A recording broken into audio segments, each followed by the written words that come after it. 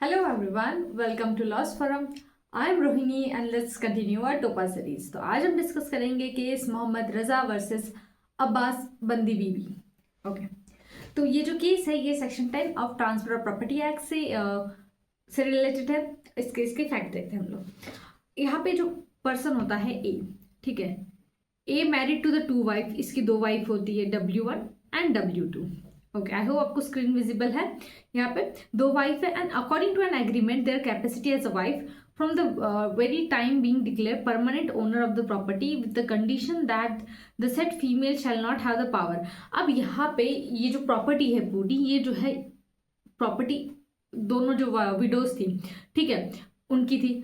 अब यहाँ पे कंडीशन क्या थी कि ये जो दोनों वाइफ है ना, अगर इन्हें प्रॉपर्टी सेल करनी है तो ये फैमिली के बाहर ये प्रॉपर्टी जो है वो नहीं जानी चाहिए। ये इनका कंडीशन था। ओके, कि किसी भी स्ट्रेंजर को जो है वो प्रॉपर्टी नहीं बेचनी है।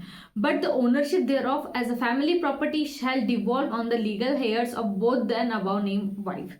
ठीक है, देन ये क्या होता है यहाँ पे after the death of A. अब इसके बाद क्या है, इनकी डेथ हो गई ए की एंड W1 दोनों की डेथ हो गई। अब बचा कौन, W2। अब W2 ने क्या किया, इस प्रॉपर्टी को सोल्ड या मॉर्टगेज किया it all before her death. तो इसकी डेथ के पहले इन्होंने क्या किया, इसको सोल्ड बेचने का कोशिश किया। Then her death and which was occurred, यहाँ पे डेट आपको मेंशन की गई कि किस डेट पे हुआ। And her transfer remained in an undisturbed position for nearly 12 year. तो ये जो यहाँ पे इन्होंने जो सोल्ड किया था, जो ट्रांसफर किया था, ये जो है 12 ईयर्स तक वैसा ही रहा और किसी ने इस चीज़ पे कोई आपत्ति नहीं बनाई।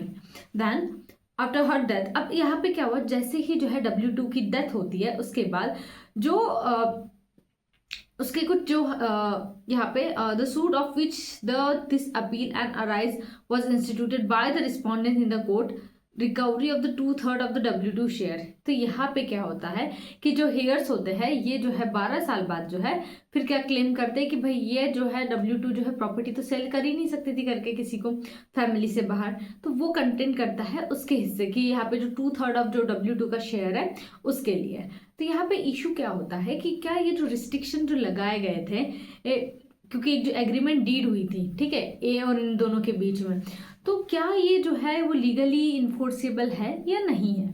ठीक है, तो लॉ पॉइंट्स की बात करते हैं। तो on the assumption that W2 took under the term of the document in the question as an absolute state subject only to this restriction, lordship thinks that the restriction was not absolute but partial. तो यहाँ पे court क्या कहता है कि जो condition लगाई थी ना कि जो प्रॉपर्टी है ये फैमिली में ही रहनी चाहिए, बाहर किसी स्ट्रेंजर को आप सेल नहीं कर सकते, तो कहीं ना कहीं ये जो है एब्सोल्यूट में नहीं आएगा, ये पार्शल है। ठीक है, एक पार्शल रिस्ट्रेंट की तरह है।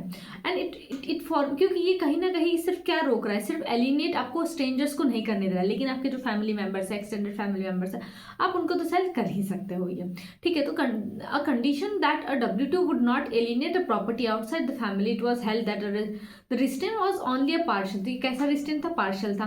एंड ऐसा पार्शल रिस्ट्रेंट जो है ना तो ये रिपेंजेंट होता है लॉ में, ठीक है, और not the justice equity and a good conscience. ये सब किसी के खिलाफ नहीं होगा ये पार्शल रिस्ट्रेंट। और ये कंडीशन जो है to sell only to the specific person जो है इज अ वॉइड, बट ये जो कंडीशन है कि not to sell outside the family would be the partial restrain, right.